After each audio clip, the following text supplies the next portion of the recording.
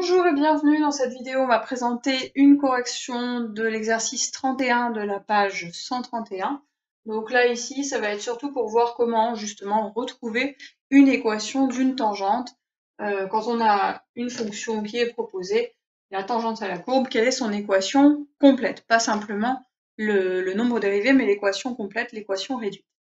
Alors, première question justement, là ici, j'ai ma fonction f qui est définie par f de x égale 3 sur x carré plus 1, définie sur R, et je sais que f' de moins 1 est égal à 3 demi.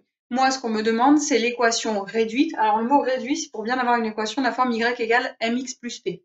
On verra dans un autre chapitre qu'il y a les équations cartésiennes.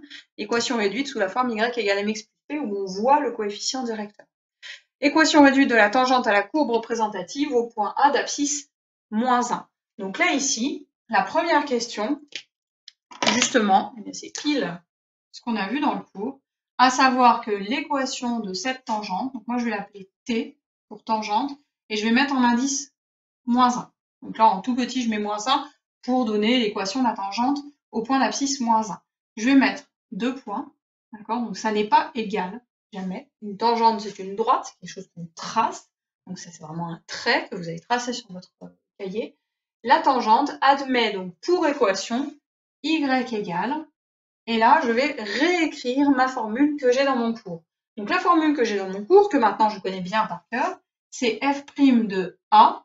Donc là, moi, on me demande au point d'abscisse moins 1. Donc je ne vais pas m'amuser à écrire f' de A, ça ne sert pas à grand chose, je vais directement remplacer.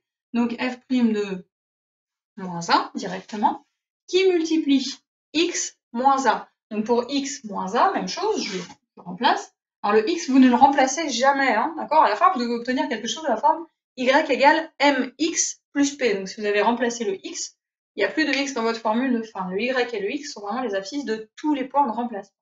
Donc f' de A, facteur de x moins A, donc moins 1. Alors, si vous avez bien compris comment ça marche, vous pouvez sauter cette étape, il n'y a pas de souci. Et derrière, plus f de A, donc plus f de moins 1. Alors, de quoi j'ai besoin là pour pouvoir simplifier cette expression? J'ai besoin de f' de moins 1. Ça tombe bien, je l'ai.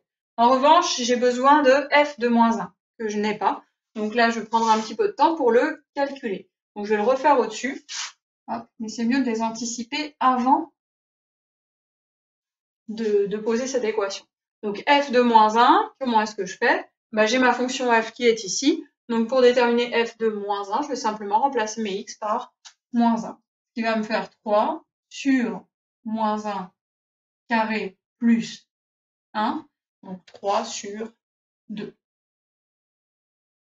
Bon, il n'y a pas de difficulté particulière. Et au passage, on a f de moins 1 qui vaut la même chose que f' de moins 1. Alors c'est un cas particulier, hein, dans la majorité des cas, vous n'aurez pas les mêmes valeurs.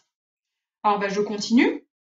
Ici, ça veut donc dire que ma tangente au point d'abscisse moins 1 a pour équation y égale, et je remplace f' de moins 1 par 3 demi. Facteur de x moins moins 1, ça va vous faire x plus 1.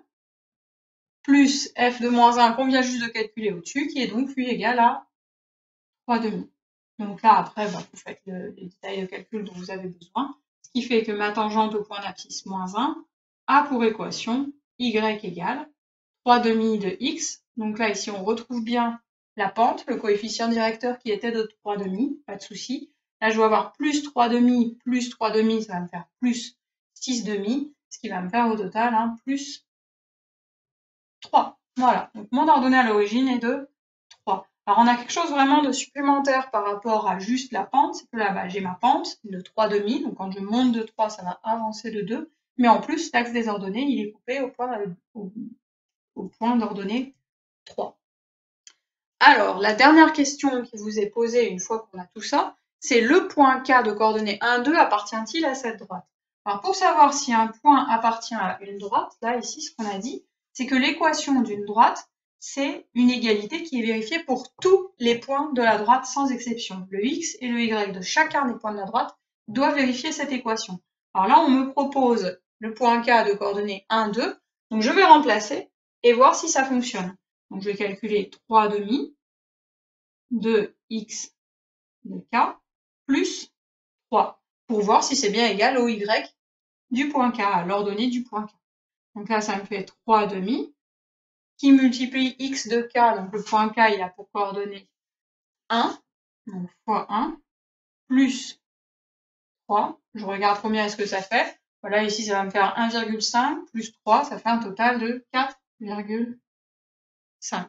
Et si je regarde un petit peu ce qui est proposé, eh bien, le y de K, il était égal à 2. Donc ça n'est pas égal à l'ordonnée du point K. Donc ça veut dire que cette égalité n'est pas vraie. J'ai pas le y qui est égal à 3,5 de x plus 3. Donc le point n'appartient pas à la tangente. Donc K de coordonnées 1, 2 n'appartient pas à cette droite.